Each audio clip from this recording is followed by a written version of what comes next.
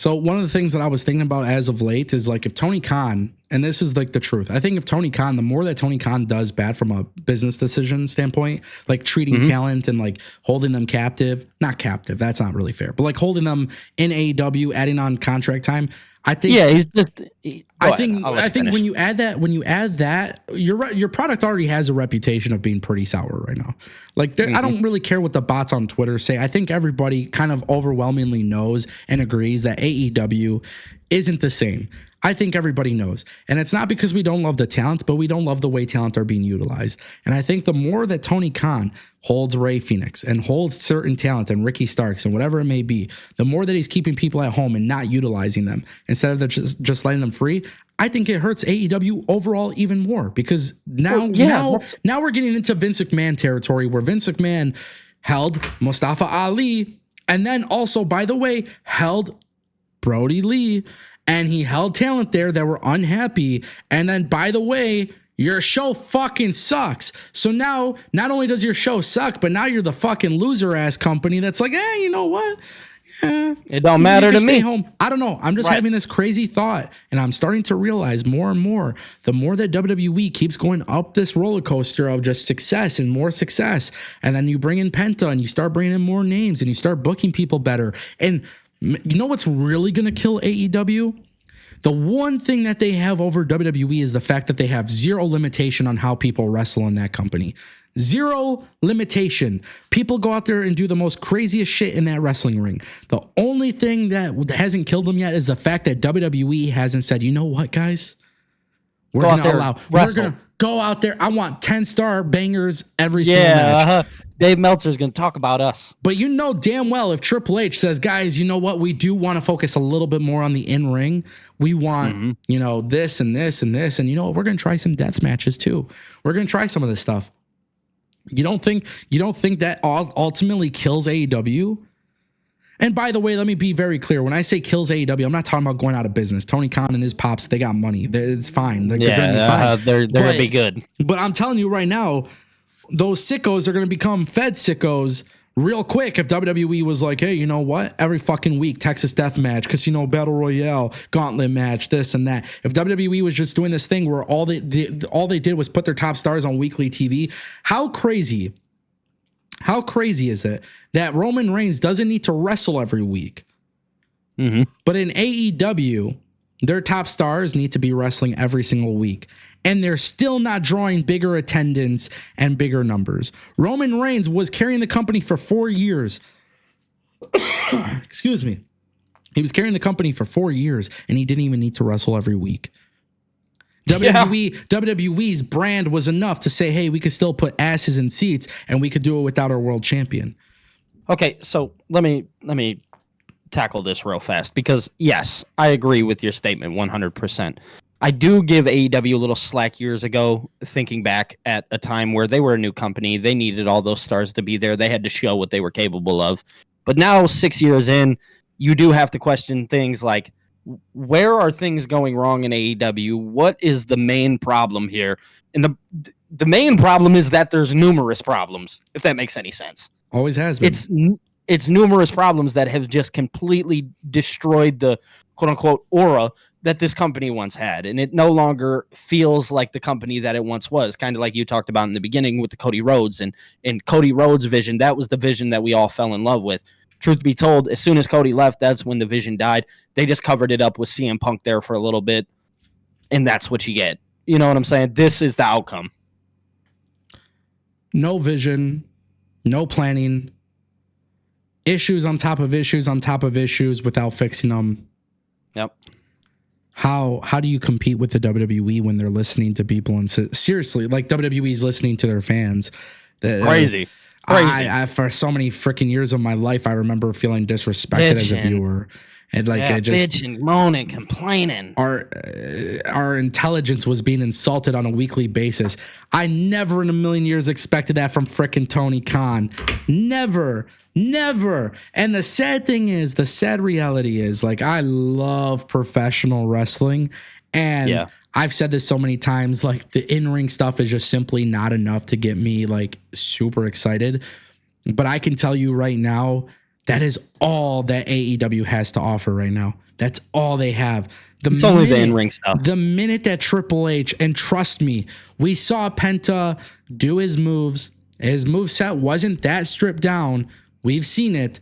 I'm telling you right now, the minute that Triple H says, you know what, guys, we want this to be the new standard, it's over.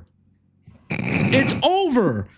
Count them out, Coach. Thing. It's the one thing that WWE needs to do. It's the one thing that WWE needs to do in order to really solidify that AEW is done for. Because everything that AEW was once the alternative for WWE, they either don't do anymore, right? Mm-hmm. The rankings and the win-loss records actually mattering. Yep. And then that was a perfect example of what made them different. But then also WWE figured it out. WWE figured it out. Hey, it's all about presentation. It's all about aura. It's all about this. It's like, it's a perception thing. WWE knew how to win the perception war. AEW will never win that war. Perception is reality, baby. WWE will always beat AEW when it comes to that. And guess what? That's the reason why TNA and GCW and MLW, the reason why those companies don't have an issue at anywhere is because they stay in their own lane.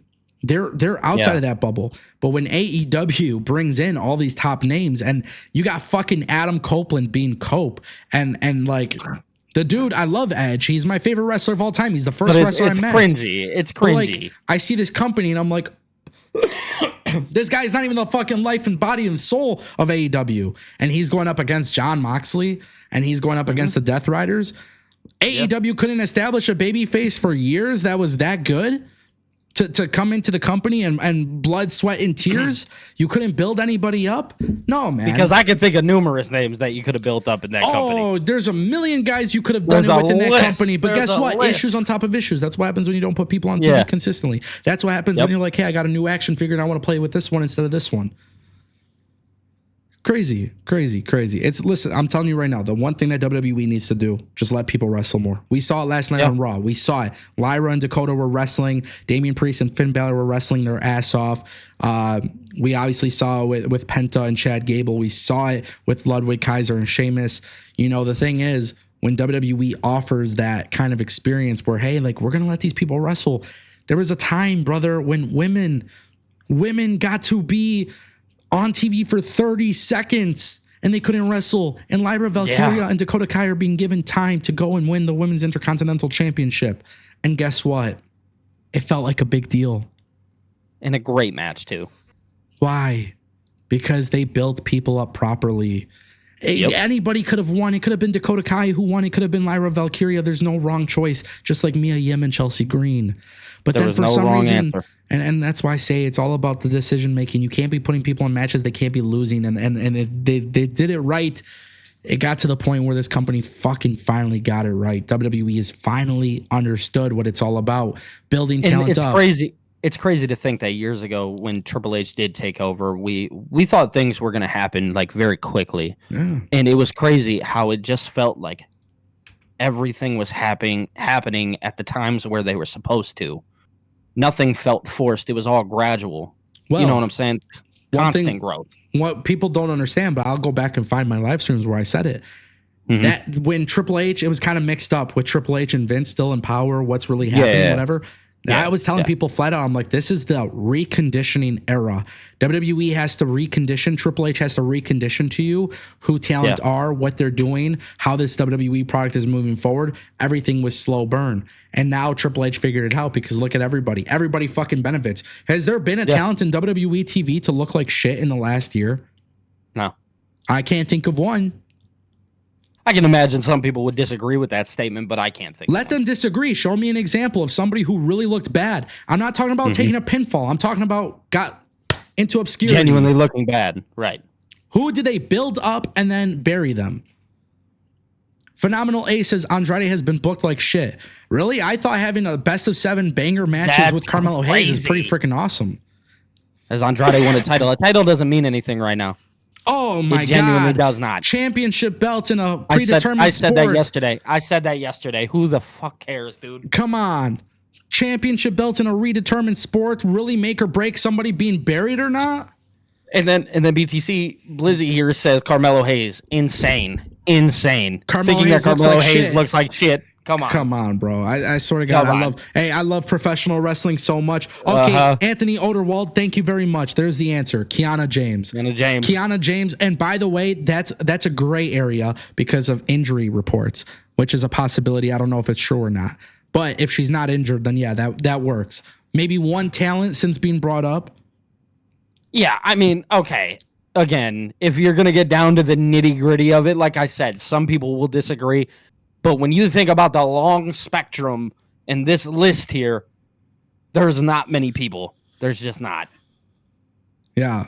Great question from Phil. And I think this will be the perfect question here. He says, genuine question. It's not a diss. Did you two want AEW to grow and thrive, or did you want WWE to get better? I've seen that question being thrown around and thought I'd ask. Billy, I'll let you go first. I have my own answer, and it's very specific. So I think about it like this. I genuinely wanted both companies to thrive, and I still do. A lot of people will think that I'm sitting here dissing AEW, or Ango and I were sitting here dissing AEW, when that's just certainly not the case. Again, I was actually a very big AEW diehard, especially with the CM Punk thing. If you guys go back and listen to some of these live streams, I had a personal connection to what AEW did, and I'm forever thankful in that regard. So no, I think I want both companies to succeed. I think I want them to both do well. I want wrestlers to be able to go to certain companies and feel like they're wanted and feel like they're getting the bang for their buck, right? But sadly, right now, that's just not the case. And I'm here to tell you that as a person who does YouTube, I'm going to criticize AEW. I'm going to criticize WWE. I will criticize TNA whenever I feel personally that they are not doing the best at their job, because their job is to tell us amazing stories and put on great wrestling matches. And when all those things don't align, then I'm not getting my fix as a wrestling fan. So, Phil, to answer your question and make it really simple, I want both of these companies to thrive. Right now, WWE is just doing simply a better job. And go do your thing. Yeah, my answer is very simple. People don't know this. When I started YouTube in 2010, I was covering TNA. I wasn't a WWE guy. Yeah. 2012, same thing, TNA. Wasn't really much of a WWE guy. Right. 2015, same thing, not much of a WWE guy. I seen some horrible shit in TNA and I was covering it. 2019, I'm working a corporate job. I deleted my old YouTube channel long before that. Sorry, 2018, because this was a year before AEW starts. I start getting wind of what is happening. I start learning that there's a new wrestling company happening. For some reason, I was super excited about it. I also had some connections to some people who were giving me insight. None of this stuff was public at the time. And I remember just getting excited off of that idea. At that time, I start making some YouTube comments again, coming back into the mix. My videos are getting 500 views. 500 views a video because I spent several years outside of YouTube because I quit. Yeah. I get an office downtown. And I'm like, okay, cool. I'm going to start covering AEW. And I start making videos and content on AEW. Then AEW happens. I go to the first AEW show. My channel at the time, because I rebranded it to Destination Pro Wrestling, was literally mostly just an AEW channel. Yep. When I say I blew up, I mean, I literally gained like 20,000 subscribers in a week type shit. I remember a lot of this. There was a massive surge because nobody was paying attention to what AEW was, and people were obviously paying attention to my coverage on it. I started blowing up a little bit, and then a couple years later, I'm covering WWE and AEW. I always wanted AEW to succeed. I always wanted AEW to be successful. I actually wanted AEW to get to the point where it just flat out killed all my love for WWE at one point, because as much as it's easy to satisfy me as a wrestling fan, it was really difficult for me to watch WWE at certain times for it being a job. But the catch to that was, man, I really love AEW. So it was like, okay, I might not enjoy Raw all the time. There might be its good moments and bad moments, but I really, really loved what AEW was doing. So of course, my criticism at AEW in the very beginning was kind of relatively the same to what it is now. It's never changed. The only difference is now it got to the point where I think a lot of the storytelling is just downright bad. Whereas back in the day, there would be flaws, but it wasn't bad. So I would criticize the flaws, but I wouldn't say everything is shit. Now I could say everything is shit comfortably because I do feel like it's gone to shit. But to answer your question, I always wanted AEW to be super successful. And to a certain degree, they are. But guess what? What ended up happening was WWE went through a transition period at a time where I was already disconnecting from the AEW product. And it turned out that everything WWE was doing was what I enjoy. So, right. Yeah, no, I never wanted AEW to die, and I don't want them to die. But at the same time, too, I want them to genuinely get better, and I don't think they'll ever get better. I don't think they'll ever get better the way it is, because here's the thing, and nobody seems to understand this.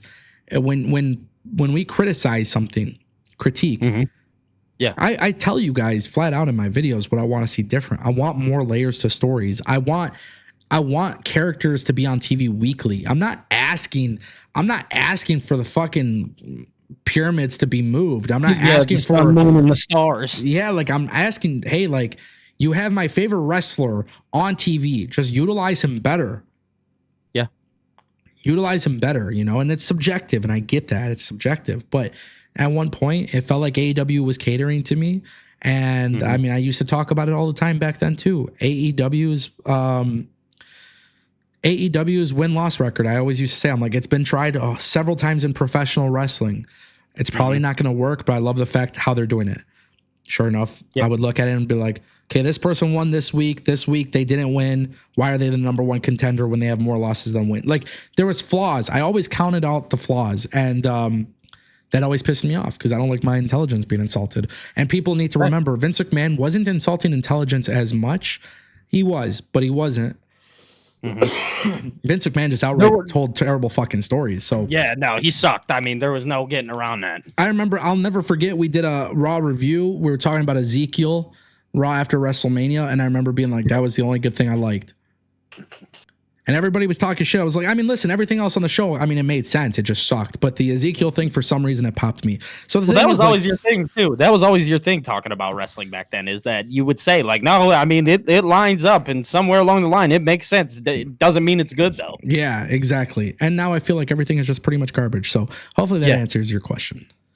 Phil, thank you for that question, because that genuinely was a good question. Yeah.